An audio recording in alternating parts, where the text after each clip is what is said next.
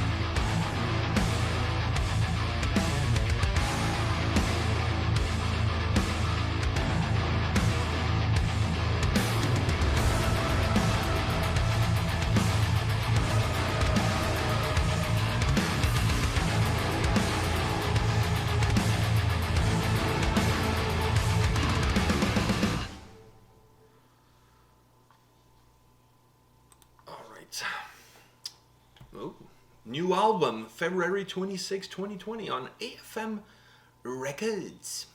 All right. No, it's not so new anymore. What do you mean it's not so new? Release date 2020. It's a mistake. It's 2021. Oh. The album's coming out in 2021, not in 2020. Somebody did a boo-boo. Someone did an oopsie. Somebody did an oopsie daisies. Ooh, somebody's gonna get into big trouble, or is already in big trouble. Or I think they're expecting like what everyone else is expecting. Well, the year to repeat itself. It's just gonna repeat itself. Yeah, like Groundhog Day. Well, if that's the case, These guys are ahead of the times. no, I was gonna say the first 3 months of the year, I'm gonna go butt wild. The Rona doesn't really hit hard until March, so fuck. January and February, you're not gonna see me. Unless you're in I'm Europe, packing then my Speedos and I'm going to Germany or somewhere else. I don't know. I'm traveling. Yeah. You know what I'm gonna go? I'm gonna go to New Zealand because then once the virus hits, that's pretty much one of the few safe places where there's like 0 cases. So I want to get there ahead of time, Oh. and then I can go to unlimited alien weaponry concerts. There you go. See, I just found the solution. If the You era, found the loophole. oh my god, if the year repeats itself, we're moving to New Zealand. Boom, done. All right, on that note, let's move on from that note because that's a scary thought process. Yeah. And let's look at this new song from Evergrey, Forever Outsider. What are your thoughts? I mean, I'm really hoping now after listening to this, and hopefully down the line we get more and to listen to. I'm hoping we get this vaccine before we're able to actually before the festival happens, so we can actually go because the lineup's amazing, and You've never seen Evergrey live, I've never right? seen Evergrey live. I went to see them And then last we year. had a chance to see Moonspell. I think I saw Moonspell when they but were in town we with had a chance to Amorphous. see them live in Portugal, but we I never know did. we didn't get to go, but I've seen both headliners I once. haven't, so that would be really, really cool. But I saw Evergrey at a very small venue in Toronto. The same You venue still saw that we them. went to see Alien Weaponry. It's a small venue. You still saw them. Seeing them outdoors in a festival better. setting, it'll be definitely better. Yeah. And as the headliner, I mean, I saw them as a headliner, so the set was long. But, new material, outside, New vibe. It'll be at fun. Kotka, breathing the fresh air of the woods. What can go wrong? Some sauna afterwards. Exactly. Imagine partaking in some sauna with the folks from Evergrey. Like, that would be shitballs, man. Yeah. Fuck. That would be incredible. That would be a story to tell. That would be All a right. story to tell. But what did you think of the track? Of the track overall, I mean, amazing vocals. Like, it's just beautiful. And it's the thing I really like about this band is that they're able to have heaviness, but to solely have it from the instruments. Because a lot of bands, they like to have their heaviness from both the vocals and the instruments. Or and alternate or alternate have the... some parts of the song, like you get more from the vocals, more from the music. Yeah, I get you. But it's really nice to see like that you can solely rely on the instruments in this band to push out the heaviness and have that bite to them, and to never really give up on that heaviness and just keep going with the song and have some beautiful vocals to kind of balance out the track. In this song, I think you really get that balance You because really do. the It's track actually has more noticeable in this track because it's like night and day. and the two are very consistent, right? So if you think about the way the song is put together, musically the song doesn't really change that much as it moves along. The heaviness, the bite that the guitars are giving the song at the beginning is the bite that they're going to give Throughout the the song whole all the way through. And I like that. There's really a strong It never gives up. No, it's a heavy sound. Like it's just, and it's pushing the song. It seems like it's always pushing the song forward more the and head of more the and train. more and more. Yeah, exactly. And then the vocals are the fuel. 100%. And the vocals are also consistent. And the melody and the delivery and the tone from the beginning all the way to the end. They're one of the few bands that can really make those two elements coexist in perfect harmony and not feel like one doesn't belong there or one is moving faster than the other and the other one is lagging behind. No, they make the two elements really coexist because Tom's vocals, like this dude, he's one of those guys that could sell ice to Eskimos. Like he has just an incredible tone, an incredible delivery. It's always dripped in emotion. The way he sings, the words that he uses, everything is just so deliberate. So you know, like there's an intention with every single thing that he's saying and doing. And then on a track like this, where you have that delivery, and then to add that extra bite. kick, that extra heaviness from the guitars, you're like, wow, this song kicks ass. But at the same time, it's still very melodic. It still has that melancholy to it. Has some emotion. Emotion built into it. And then to me, as far as the guitars are concerned, the pièce de résistance is the guitar solo. Oh, I knew you were gonna say it. You have to mention the solo because it kind of brought everything together. I felt like it took a little bit of the intensity that the song had musically and the melody from the vocals and brought those two together. Yeah. And merged those two together. And that was the point where you feel like the worlds are colliding together, and you have those two elements from two different places coming together at once and being delivered in a magnificent way. The solo is just it's not filthy because it doesn't have that dirtiness to it, but it's so beautifully put together. 100%. I couldn't have said better. It's not filthy, it's pure. It's just really incredible. And it comes at the right time to push the song. Like, do you know what I mean? So that the song doesn't become repetitive, that gives you a different look, a different feel, combining these two worlds together, pushing you forward. Comes at the right time, is the right length. I hate in songs like this when the solo comes in and it's just like limp dick. It comes in. It just comes in for like 3 seconds and then... Did somebody cut the power off the amp or something? Coitus interruptus. Yeah, it's not even the tip. You just get to look at it from far. Jesus Christ, like I hate that shit. If you're gonna do that in a song, just don't do it. Yeah. Just don't put a solo there if that's all you're gonna do, because it adds absolutely nothing to the song whatsoever. If anything, it takes away stuff from the song. Exactly. Because it makes you feel like you wanted more. For me, it makes me feel like you're just putting it there just so you say that was a solo there. Like, no, like the solo has to mean something. It has to add something to the song. It has to be a part of the song. It has to give something to the song. The solo is there not to service itself. The solo is not self-masturbating. The solo is there to service the song. If you're looking at porno terms, the solo is the fluffer.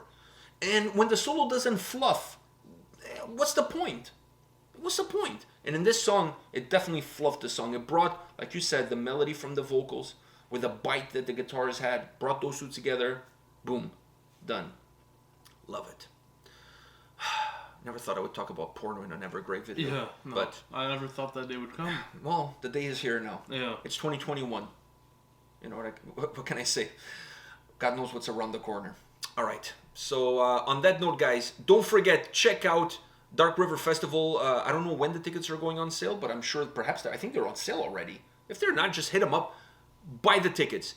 Evergrey headliner, Moonspell headliner. Then you got Fintroll, Swallow the Sun, Morse Prince of the Best, Vorna, Damnation Plan, Migraine. Do I need to go on? I don't think you need to go on. And there's still more bands to be announced. There's still more bands to come. You don't want to miss this festival in the great city of Kotka. I love Kotka. It's a beautiful little town. I love it. I think I love it just because it's the first place of Finland that we actually got to explore. But everybody there was so kind. Everybody was so warm. The Teletubby in the chair. And when you think of Finland, everybody, like, I was watching a Icelandic comedian the other day who was making fun of people from Finland, saying that they don't have any emotions. Like they only have one emotion, you know?